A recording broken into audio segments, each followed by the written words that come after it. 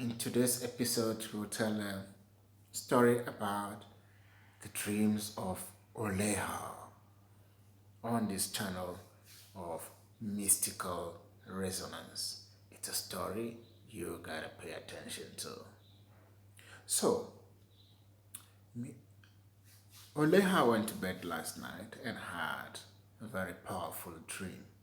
A dream that he took to the dream therapist who helps him to understand his dreams better. So, to interpret the dream, what does it mean? It's like going down to the mystical world to download something and coming back and not making sense of it. So he goes to see this therapist that help him to understand the dream. So the story is like, so the story goes like this. So he was walking on the path. It's like a little path from one village going towards the village center. So on this path, he was listening to a kind of friends having conversation about the president, the Ghanaian president called um, Nana Akufo-Addo, and they were discussing about how Nana Akufo-Addo uh, is an entrepreneur and he has built a lot of houses in Canada and some other countries, and not just houses, but he has a lot of money because he's able to create a lot of stuff. He has money, he built houses, he has shops, he has businesses all over the world. And so he was not just a president, but he's also someone who has the entrepreneurial acumen to be able to generate income for himself in a huge way. But then there was kind of a doubt, like people were thinking, how is he able to create all of this? He's chowing the country's money, the political stuff. So about 100, 200 meters, there was Nana Addo on the path. He branched to Nana Addo's house and have a conversation with him. And, they were still, Nana Addo was busy planning about, more business, more construction, more houses. And, they stood there and looked at down the valley, and there was, down there in the valley, and there was like a lot of houses, estates, beautiful estates. You consider, okay, the man mean business.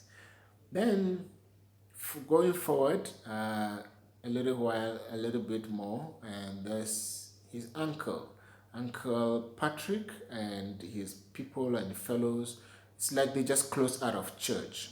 Then but then they were just standing there, gathering there, a whole lot of people doing their own thing. So he went there, stood by them for a little while, look at them, have not much of a conversation. It's just like just being there, being present in the house. And then he was wearing a yoga pant, a green yoga pant with a top. But then he just left on the other way, and then went back to the path. And as he left, he was followed by a young boy who used to be one of his father's cowboys back in the 2000s. He's called Essa. Essa is SES. So Essa followed him, and Oleha went. Essa and Oleha now climbed. They were climbing up the hill on this path, gravel path. And as they were going up, there was a sound of a car. Boom! Like, what car was it? Because it was a Land Rover, white Land Rover, kind of brand new Land Rover. And as the car was coming, of course, they gave way and the car came to pass. But just as the car reached their side, if you're going the same way, the car is here, just got to the side, it just drifted off the road and went, and just like, why would the car just drift all the way around? Um, okay, then it went, and then it appears on top of the hill.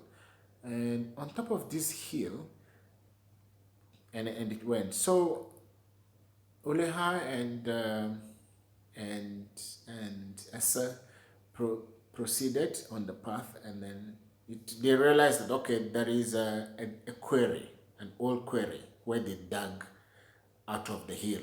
So now that left a big kind of holes and stuff down there on top. But then, and then there was a fence on top of that whole dugout. And so they realized that there was no way they can go there, but then unless they look for a hole through the fence and go through it, or they have to go back and use the route that the car used. But that would have been very long to go back and use. That's like a long route. It's okay if you're driving around it, it's fine. But if you're just walking, best option might be look for a hole through the fence. so, so they weren't looking for any breaking or holes through the wire mesh, and then voila, they found one on the left side. On the left side they found a hole, and then they an opening, they kind of pulled it open and they went through it. Then there was the path also goes down, you know, the roads that are created by cars in gravel places. It's like you have this two lane kind of thing, you know, going. So they were one of those, they were going down there, and they went down the hill kind of a little bit. It kind of slopes gently down there, but then the edge of it, it's like the edge of it, when they got to the edge, it went boom. You can lay, it's like standing on the edge of a mountain where you can see far down there at the bottom of other villages, other communities, and people down there, that kind of situation. So, but while standing on top of the mountain, there was like a big hole. It's like someone just opened a lens through the mountain, and you can see there's a huge community far down there, you know, inside the hole, kind of like a cave, kind of a community, but it's a community. And in this community, there are people there. There are people having a life, that kind of situations. And there were, you know, so he was looking at it and like, and there was kind of a temptation for them to go in there, but also a resistance to that temptation, because the resistance was like, that whole thing, if you jump in there, how are you going to come out? You know, it's like there's no coming out when you jump in there, or it's going to take you a lot of effort and time to go up, to come up, or you might get trapped in there. So that temptation kind of prevented them from going down there. So they were just standing here and looking down into that hole. And then there was like a, there's like a chief or a leader or somebody who has if you watch the movie or the series Lucifer, so like there's Lucifer down there, so it's like a kind of a reflection of hell.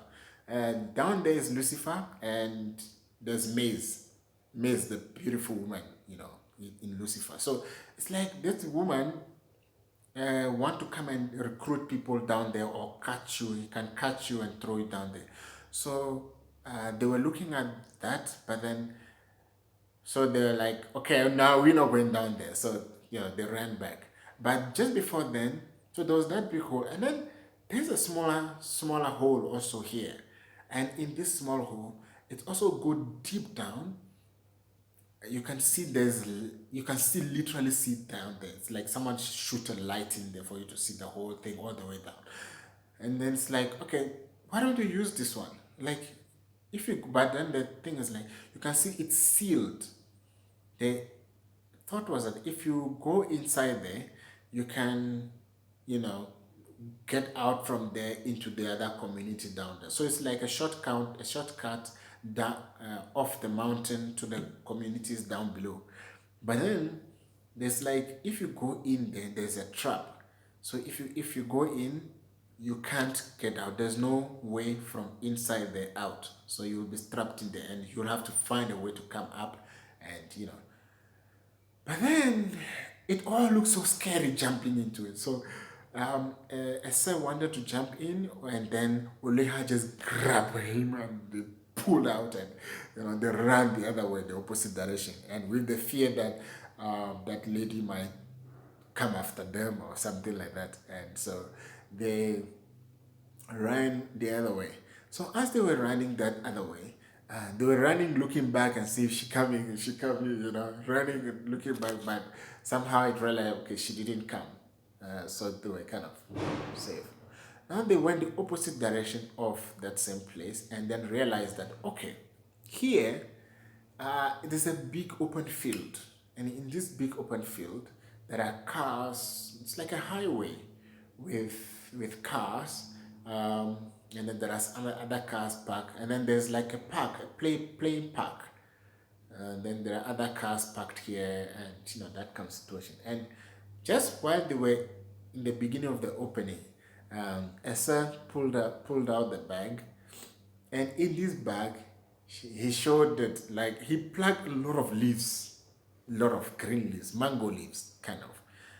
They were in the form of long green, deep green mango leaves, and a handful of it, and they were in the bag, and there was some other money also. And I know Oleha was asking, but how did you come on, this all my these leaves is like, well, where we just went, where we are now, that is called money.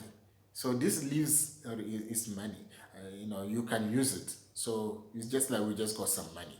So we're like, whoa, so we could actually go and plug a lot of it. So if you can just use money, it's like the money is not the real.